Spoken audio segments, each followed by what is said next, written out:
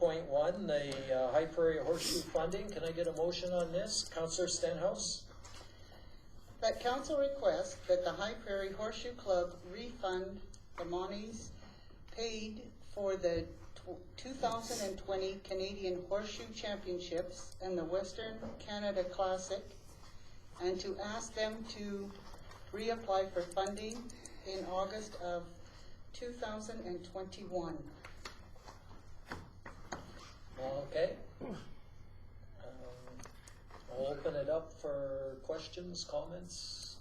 Councillor Gilroy? I think it's a good motion.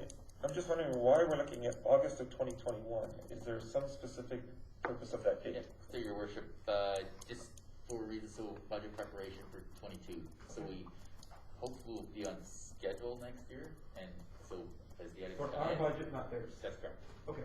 So it can be incorporated in our November/December 2022 Okay. budget. That's Perfect.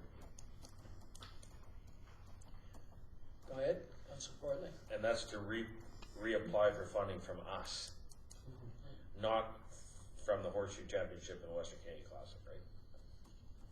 That's for to host like they did before, so they're actually reapplying to us for the funding. That is correct. Okay, yeah. So we've issued them a check for $5,000 because it was supposed to happen this year. It didn't happen. They still have the money. We're saying give it to us back and then reapply next year, basically, right? So that it's applied to the right event. I think there's a couple of reasons. First, it is a non-profit entity, and so having funding for an extended period of time, there is always a potential risk that money goes to other pieces. I'm not saying that this organization would do that, but I think the more importantly, when you look at the MGA, basically you can't make decisions to find future councils, and this event is now occurring in the next term. So it's But we would be, in a sense. Yeah, if we're voting on this in August, we're committing it for. no, the budget won't be presented to council. So the next election is October 16th, 18th, sorry. And so the budget for the 22, which is what this would be for, would be presented to that council in November/December. So they're providing it to administration in August of next year's, because we're going to be doing our paperwork to prepare for the new council for the upcoming 22 budget. Okay, I got you. Okay. Any other questions or comments? All in favor? Carried. Moving on to our CAO's report and action list. Can I get a motion on this? Councillor Danaka? I make a motion that council receive the CAO Rod Risling's report and action list for information. All right, I'll turn it over to our CAO.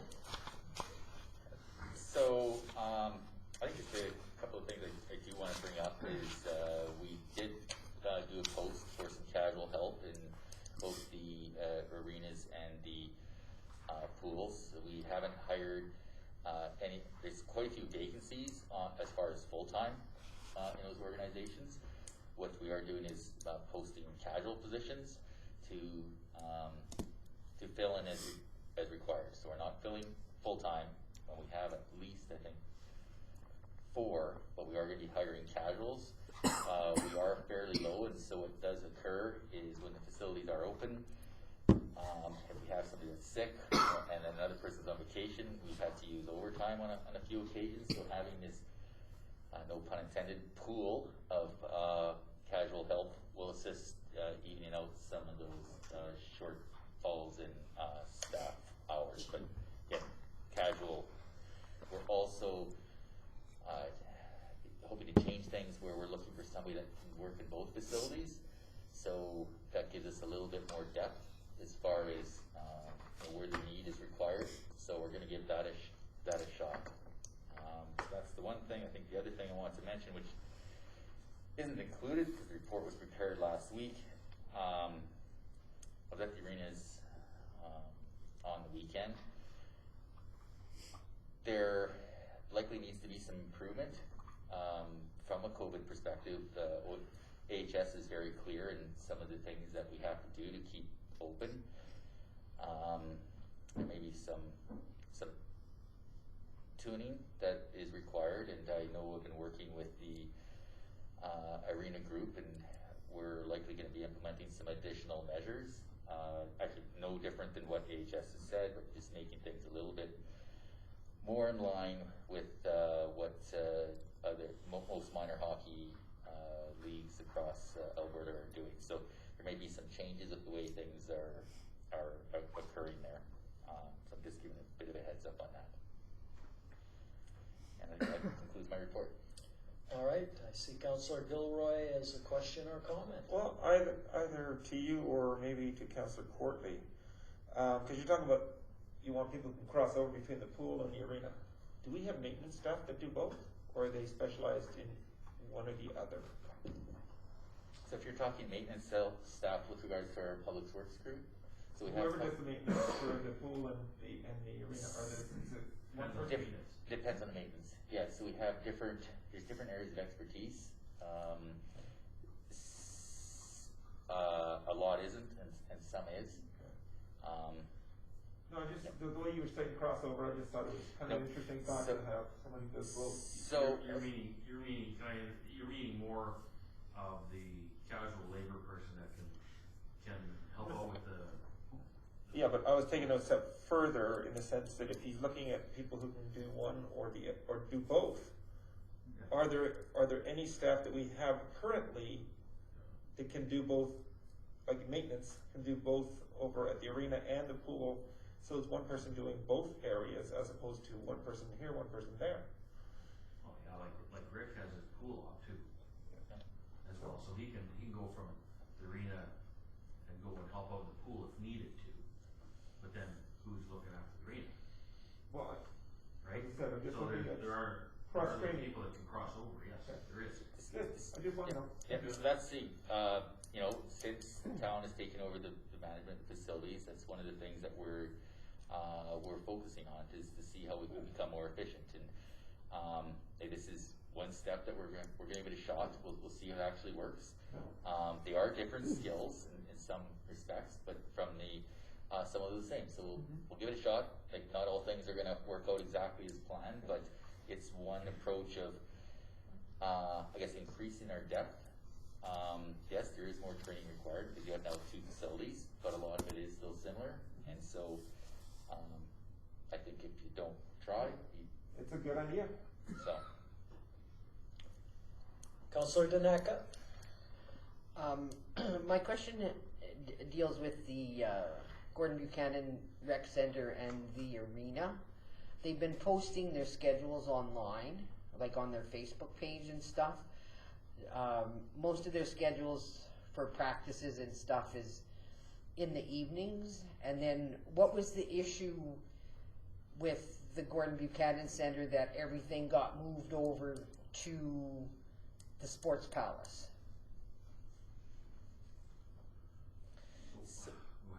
So, within the Buchanan Center, AHS is in a portion of it. So, in one of the entranceway where the Performing Arts Center is, that produces one exit. What we had always thought was, because the Sports Palace has more seating area, that was going to be more reserved for games, and Buchanan Center more for practices. One of the things that we're really struggling with is, with regards to COVID, there's a lot more cleaning required. If we reserve one arena more for practices, it just allows us to more focus on the cleaning on one facility rather than attempting to clean like the 2 buildings. Because even trying to keep one clean to AHS standards because of COVID is becoming a bit of a challenge. So I've been dealing with the rink folks the last couple days and trying to find more efficient ways to allow people to enjoy the facilities as much as possible, but also still being able to afford to deal with the extra cleaning and all the issues surrounding COVID. So that's always been one of the strategies on being able to keep costs as low as possible. where we just have to really keep one public area in one of the arenas, more open. Does that answer your question? So I guess the gist of my question is, what's happening at that facility during the day? Not very much. So then if that's the case, you had told us that we're putting in the arena ice on both sheets because the demand is the same, or the demand for that facility is, with minor hockey, et cetera, et cetera, et cetera, is the same. So basically, we've opened both arenas and we're having less usage. So why do we have both open then if we don't have the usage? So during the day, both arenas have never been utilized a ton. So you indicated like during the day, during the day is like the Red Wings usually have a 2-hour practice, which was more than say 3 or 4 years ago. So there is actually more usage today than there was, my understanding is 3 or 4 years ago. And there's the shinny hockey, I believe, over the noon hour, and a skate at around 4:30. So that stuff has stayed the same, I believe, for We years. just lost the school, so we take over the extra time. Yeah. And the schools didn't pay, but like, you know, that was part of the joint use. I still believe, I don't know if they're using it completely right now, but There's still bookings there's still bookings, but from the school. I think the school's looking in January though, aren't they? They booked 2 January. Yep. So normally, so During school time, normally the rinks weren't really used anyways, even in the past years. So they're only really used from 4:30, 4 o'clock to midnight. So with the demand is, you need the both surfaces to get everything jammed in at that time. Okay, but what I'm seeing with the schedules that they're posting online, everything is at the Sports Palace. So what I can say, my understanding is there was a bit of a change with regards to minor hockey, and one of the changes that I heard was that the tiering process that was typically done like much earlier is just being concluded now. So you're correct in the fact that the weekend usage at the second arena is not what we anticipated about 3 weeks ago. So, yeah, you're correct in that statement. So I'm looking at the schedule. Actually, I'm wrong. They are using both facilities, but I'm looking at the schedule. This is from the 2nd to the 5th. So from 5 to 6 at the Sports Palace, Tuesday, Wednesday, Thursday. From 6 to 6:30, there's nothing. 6:30 to 7:30, Monday, Tuesday, Wednesday, Thursday. Then nothing then 8 to 9, that's used, and then the Gordon Buchanan Center, basically it's used Wednesday, Thursday, from 5 to 6:30, and then 7 to 8 o'clock, Monday, Tuesday, Wednesday, Thursday it's used. So there's lots of blank spaces in there. Like, I guess my question is, like, gone is the time of back-to-back usage. I understand that, but, like, I mean, there's a lot of, like, at the Gordon Buchanan Center, Monday and Tuesday from 7 to 8. That's it. On Monday and Tuesday. Wow. From 5 to 7:30 on Monday and Tuesday at the GBRC, there's nothing. And 8 to 9:30, there's nothing Monday and Tuesday, Wednesday and Thursday. So why do we have both? Like, we're looking at trying to save money. Like, I'm looking at the schedule going, there's a lot of empty spots in there that aren't being used. So we have the Gordon Buchanan open for Monday, Tuesday, Wednesday, Thursday, nothing on Friday for 1, 2, 3, 4, like for six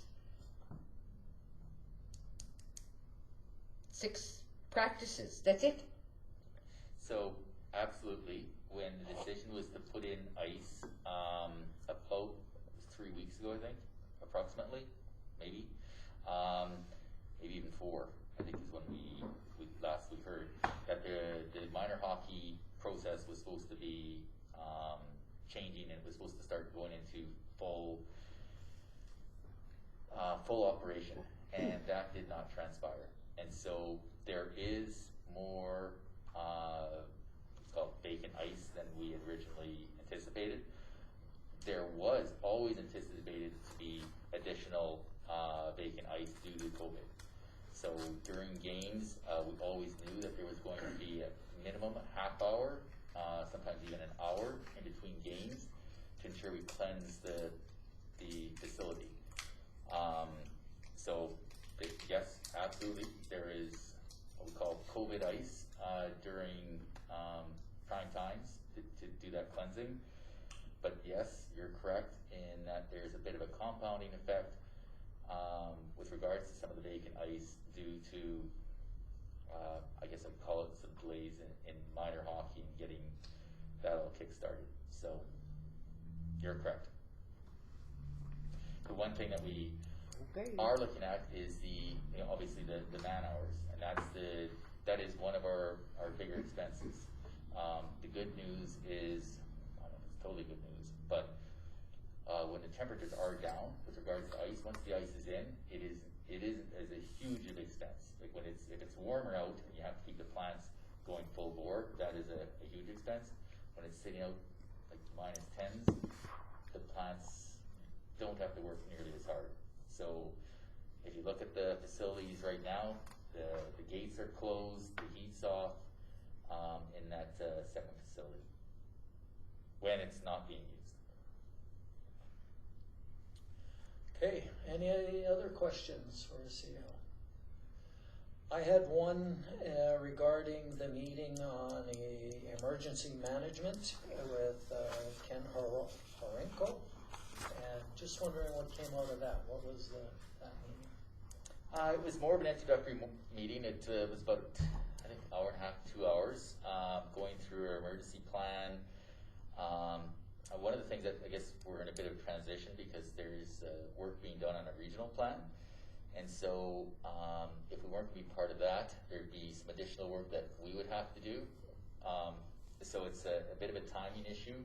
We're hoping that that regional plan is developed as quickly as possible, and then we don't have to do a bunch of work on our side. So it's we've talked about that transitionary period and how that would work.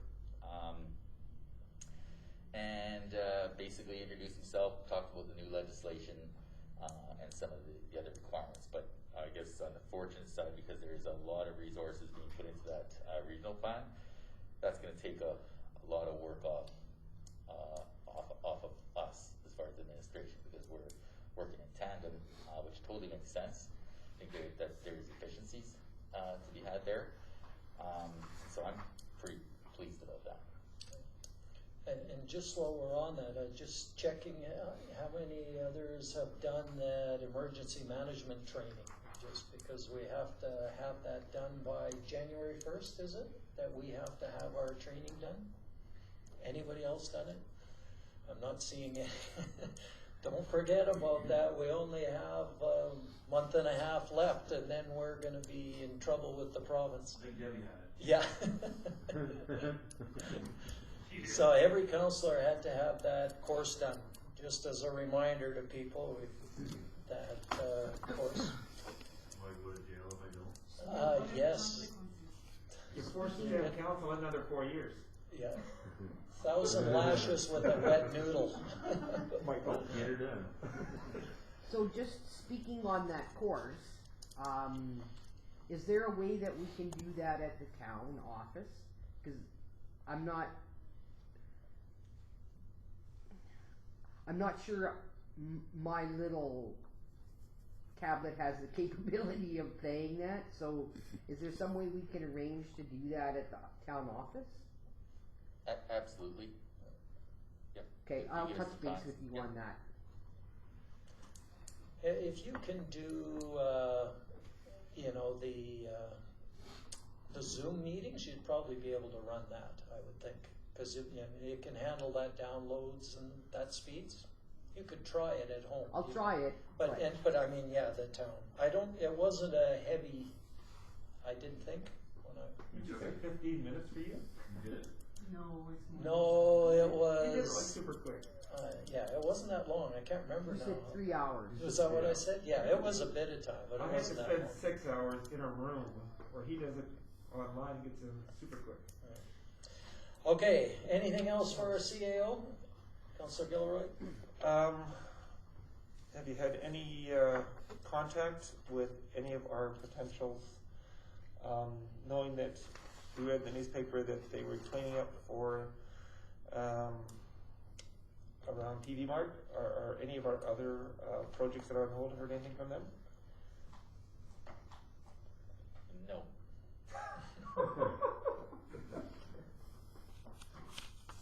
Councillor Danaka? That was good.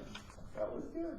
Can you publicly comment, or is this an issue that needs to be discussed regarding the discussions with Northern Lakes College?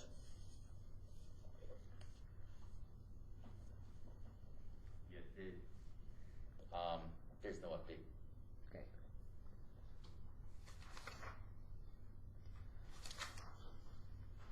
Seeing nothing else, we'll add a motion to receive for information. All those in favor? Carried. Moving on to item 14.1, our FCSS report. Can I get a motion on that one? Councillor Stenhouse. That council receives the October FCSS report, monthly stats, transit COVID-19 procedures, Big Lakes County rural public transportation system, and their home support general information paper for information. Perfect. First off, I'd like to comment, it's nice to see the new font on this FCSS report. Well, yeah, you know, That's great. Judy and I worked hard on it. Yeah. It's in the package. Yeah. Okay, anything else? Any questions? Judy and I can answer any of the questions. Doesn't sound like we have any. Okay, all those in favor? Carried. Moving on then to our Town of High Prairie and Big Lakes County Recreation Master Plan Survey results. Can I get a motion on this? Councillor Gilroy? The council received the Recreation Master Plan survey results for information. Okay. Any questions, comments on this? Councillor Danaka? It's more of a comment. Excuse me. I'm kind of disappointed that out of the stakeholders, which is us and the county, only 4 of us responded. Only 2 responded in the first survey. Yep. Oh, it's fine, because I responded on the wrong side.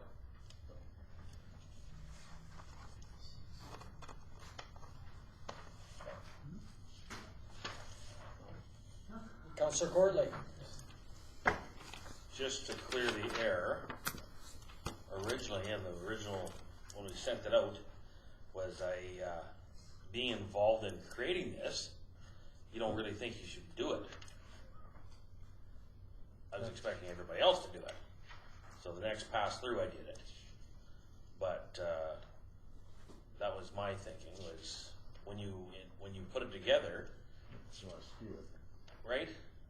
So And I understand that because Yeah. I did the survey, yeah, and then Good. there was a email that came saying the stakeholders, oh, nobody's done it, so yeah, you know, I understand what you're saying. yeah. So then the second time through, yeah, I did it, but it was everything I had said to make it.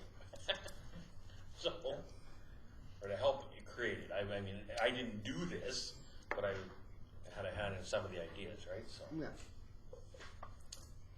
Okay, anything else, Councillor Gilroy? Just kind of curious, when you sent it out the second time, when you extended the deadline, did you have a good turnout for the second round? Because I know that you had the first deadline and then you extended it. I don't even know what that number was. I'm talking all over everybody, not just councillors. But Go ahead. It did increase, but not substantially. It, I think, went to the councillors, both Big Lakes here, and as well as to the school boards. okay, school boards didn't say anything probably. Okay, anything else? All right, we have a motion to receive for information. All in favor? Carried. Moving on to our reports. We'll start with Councillor Danaka. No report. All right, we'll move on to Councillor Gilroy. I'm just going to report on just a couple. I got my first library meeting in, and it was an eye-opener. And after having been there, I applaud Councillor Danaka for all her diligence there, because it is not an easy meeting to be part of when you go through budgeting.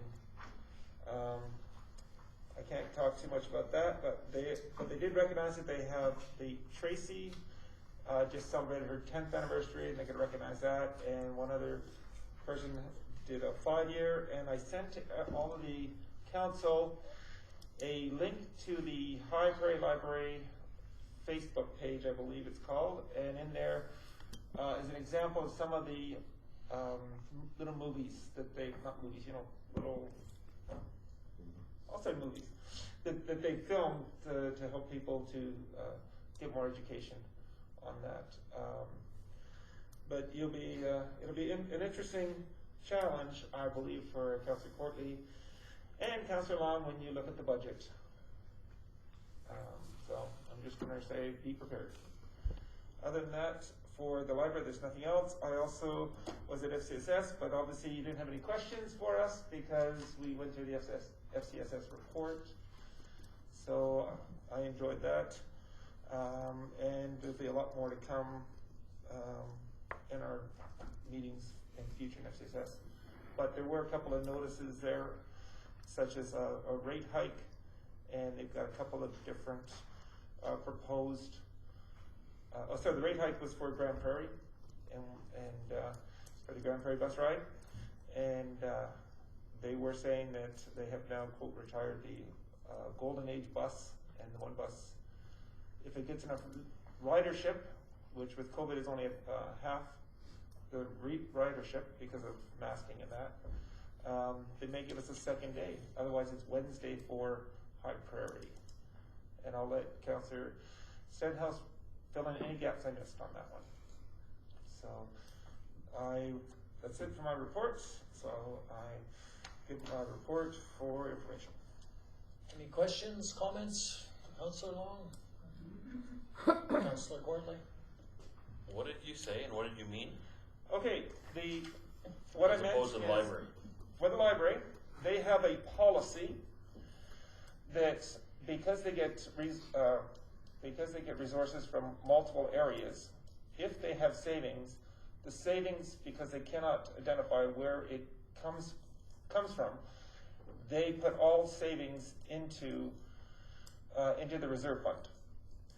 So during COVID, if there were substantial savings, all the substantial savings will not be coming back to the town or the county, but going into the reserves, which will affect their planning. And they've already been told, what the budget's already been looked after by us for this next year without me being part of it.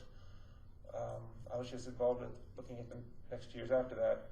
So the budget you will see will challenge you, will challenge both of you, considering the ask, what they're asking for, and how some of the groups that are supporting them have already committed to certain amounts. And so I'm just saying it's going to be quite a challenge for you to work with the budget.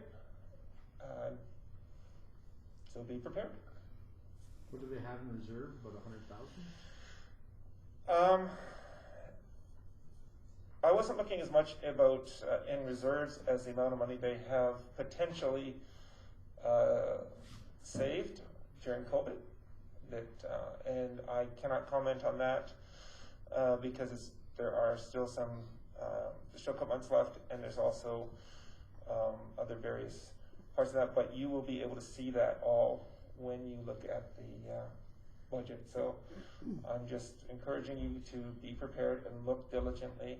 As much I was I kept stressing the fact that we cannot afford a lot of the stuff because I believe that our council needs to be proactive, and when we go on these committees, put our town first.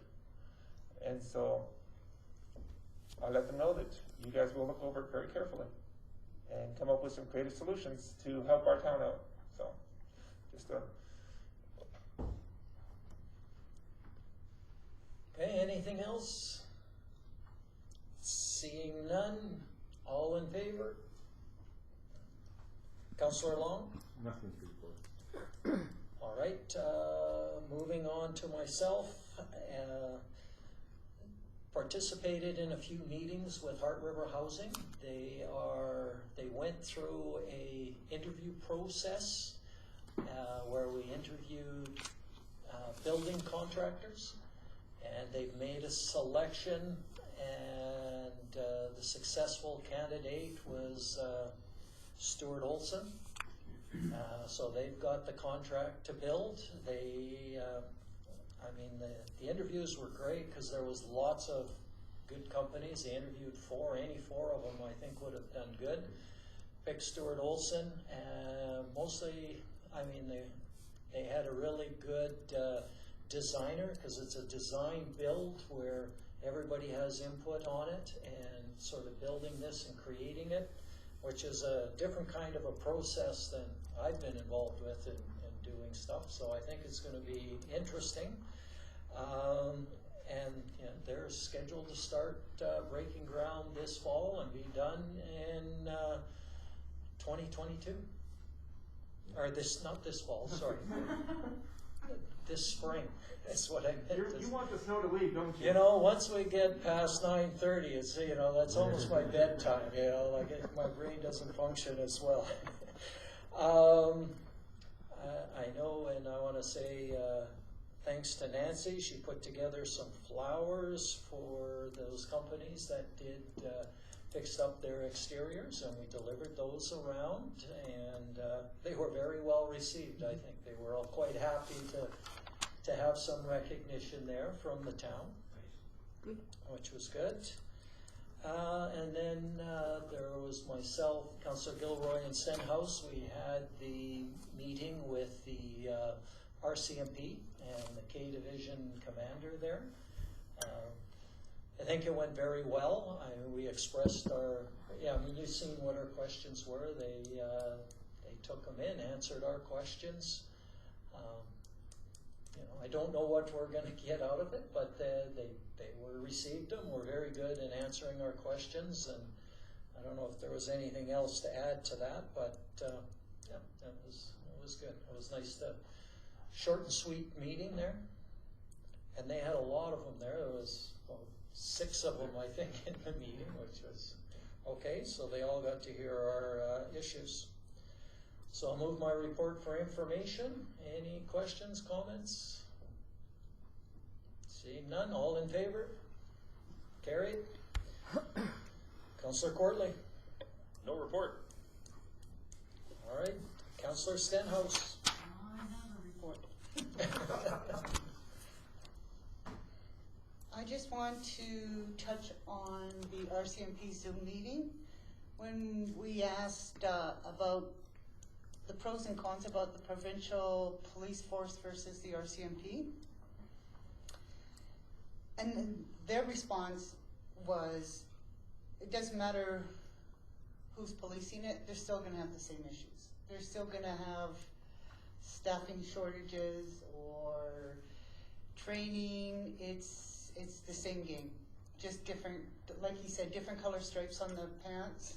That's all the difference would be between the provincial police force and the RCMP. So they would be having the same issues. FCSS on Monday, actually I'm jumping the gun, Monday I attended the FCSS meeting, and just to give you an update, the rural transportation bus had been closed and just started running again in October, and they had 44 riders in October.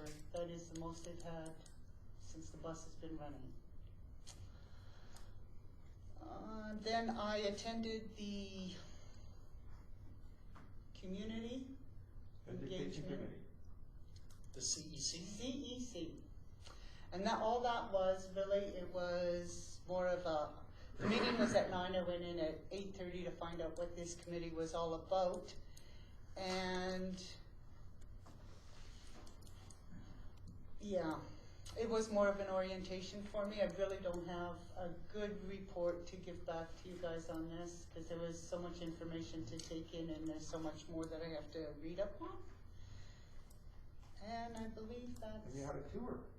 Oh, yes. And I missed a question for our fire chief, so I guess I'm gonna have to email him, but I will let you guys know on what the question for the fire chief was. I did have a tour of through the CEC of the new college, and one of their questions was if the fire department is trained in elevator rescue. Because it appears that this is only the second building in our town that has an elevator in it. The condos have an elevator in it, but they were wondering if our fire department was trained in elevator rescue. So that's the question. I'm going to go out on a limb and say yes. Uh-huh. And the reason is, I believe in some of his reports, they've rescued people from, I think it was the Peavine Inn. Oh, that's right too. They do have an elevator there too. Peavine Inn, because of a power outage. It is in provincial building. Because of a power outage, they had to rescue somebody out of the elevator. So I'm gonna go out on a limb and say they do, but I can't remember for sure.